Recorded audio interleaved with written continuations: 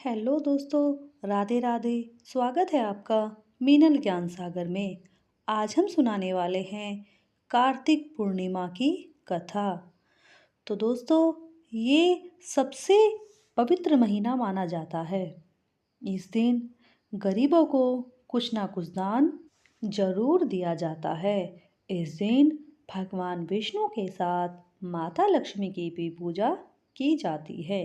तो दोस्तों, कथा इस प्रकार है।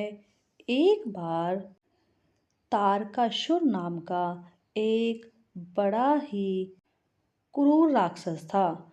उसके 3 पुत्र थे, तारकश, कमलाक्ष और विद्धुमाली। तारकासुर सबसे ज्यादा बलवान था। उसने धरती और स्वर्ग पर अपना आतंक मचा रखा था, जिससे परेशान होकर देवताओं ने भगवान शिव से प्रार्थना की।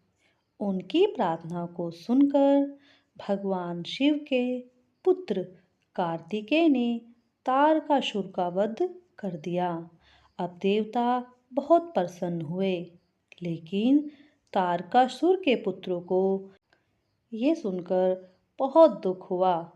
वे बदला लेने के लिए उन्होंने ब्रह्मा जी की घोर तपस्या शुरू कर दी, जिससे प्रसन्न होकर ब्रह्मा जी ने उनसे वरदान मांगने के लिए कहा। तो उन्होंने ब्रह्मा जी से अमर होने का वरदान मांगा। ब्रह्मा जी ने अमरता को छोड़कर उनसे कोई दूसरा वरदान मांगने को कहा। तब कुछ सोचने के बाद उन्होंने कहा कि उनके नाम का एक नगर बसाया जाए, और जब कोई उनका वध करना चाहे तो एक ही तीर से तीनों का एक साथ ही वध करे। ब्रह्मा जी तीनों को ये वरदान देकर चले गए।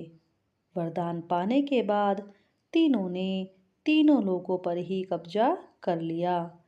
देवताओं पर उन्होंने अत्याचार करना शुरू कर दिया, जिससे परेशान होकर सभी देवता एक बार फिर भगवान शिव के पास जाकर उनसे प्रार्थना करने लगते हैं। तब महादेव जी ने विश्वकर्मा से एक रथ बनाने का आदेश दिया, और तीनों का वध करने के लिए भगवान शिव निकल पड़े।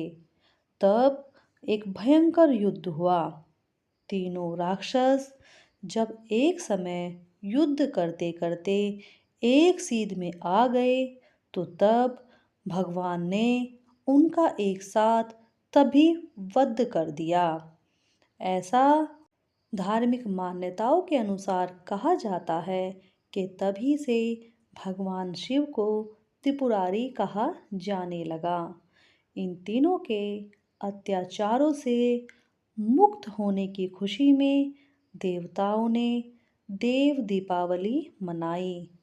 तभी से देव दीपावली मनाने का पर्व शुरू हुआ था। इसी खुशी में हर साल सभी कार्तिक पूर्णिमा को देव दिवाली मनाते हैं।